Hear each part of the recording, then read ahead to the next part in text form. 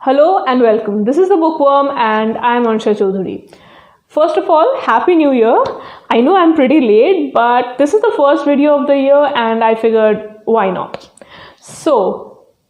Also, I'm sorry that I took off for about a month. I promise to be more regular from now on. And if you're a new viewer, welcome to the family. So, getting back to what we were doing the last time we met, we were talking about the Clifton Chronicles series by Jeffrey Archer.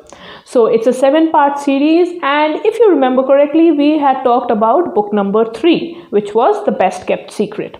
Now there are 4 more books to go, and I figured that if I keep doing one book in each video, I'll need 4 more videos to wrap up the series, and there are so many other books that we have to talk about. So I figured that maybe it's time we hurry things along a little bit, and so from now on I'll be doing 2 books in a single video. So in this one we are going to talk about the 4th book and the 5th one, which is Be Careful What You Wish For and Mightier Than the Sword.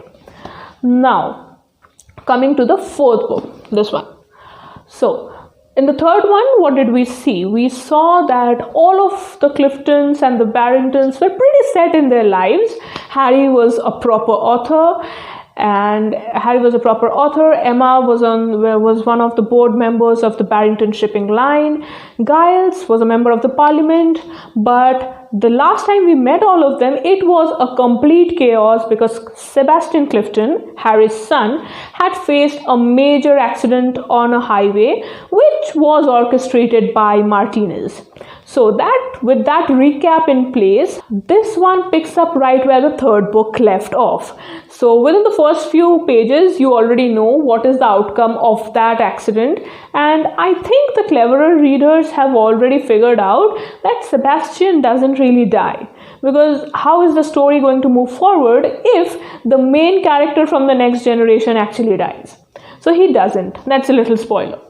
Now, apart from that, this book is really a fun read because there are 2 major plot lines, Sebastian and Emma.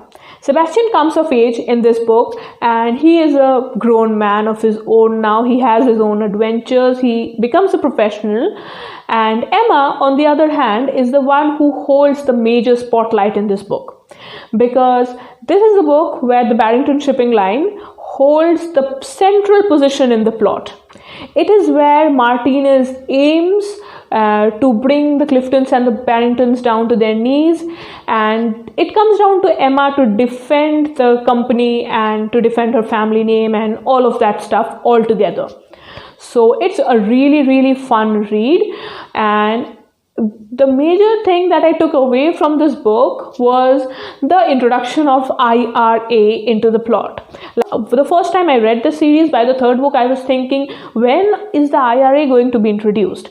Because if you have a high-octane drama going on in Britain in the 70s, 80s, there is bound to be an Irish element somewhere, right? Because you just can't miss it. So this book does that. There is an Irish presence in this story and it's really fun, it's refreshing, and Martinez does turn out to be quite a despicable villain, but honestly I still think Hugo Barrington was in a class of his own.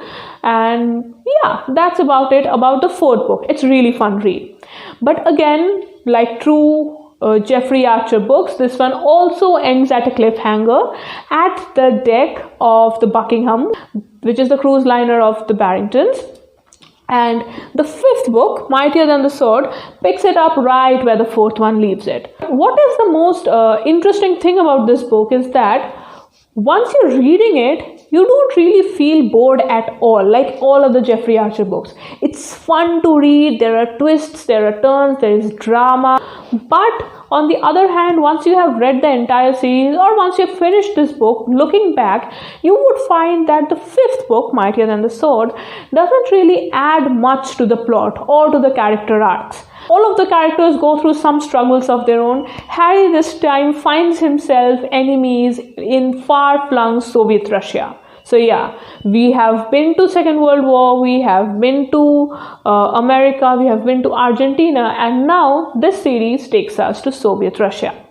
But apart from all of that, Emma goes through troubles of her own, Sebastian faces problems at work, so does Giles, but all of the characters whom we already know seem to have more struggles and they go through with it. And that is the entire point of this book.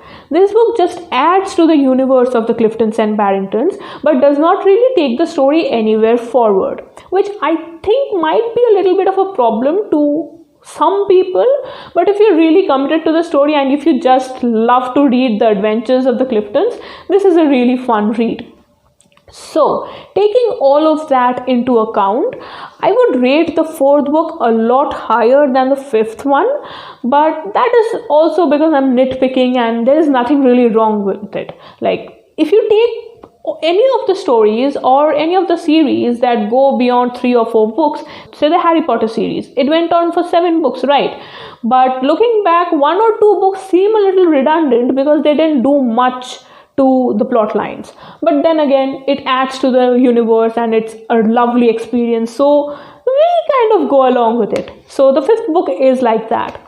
And also, now that we are talking about the fifth one, you already know that Martinez does get busted. So now that Martinez is out of the game, it's Lady Virginia and Major Alex Fisher who become the primary villains. And trust me, they do turn out to be quite good, proper British villains. And I think Lady Virginia is in a class of her own, and maybe Hugo Barrington does find a worthy competitor in Virginia. But again, that's my personal view. And so yeah, that was all about these 2 books.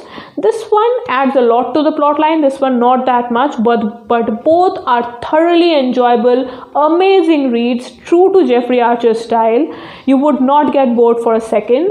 I kind of finished them in 1.5 days each, so if you have a long weekend up ahead, please pick it up. Again, if you are a new viewer and you haven't read this, or you're a new reader looking for a series, this is a series that you should definitely dive into. It's very lucid. You would have lots of fun reading it. Nobody should have any problem reading these books. And I'll link the other videos regarding this series up somewhere above or in the description, so just find it out. And yeah, that was about it. Thank you for watching, and if you have any suggestions, questions, opinions, do voice them out in the comment section. I love to interact with people. And yeah, that's about it. Thanks for watching.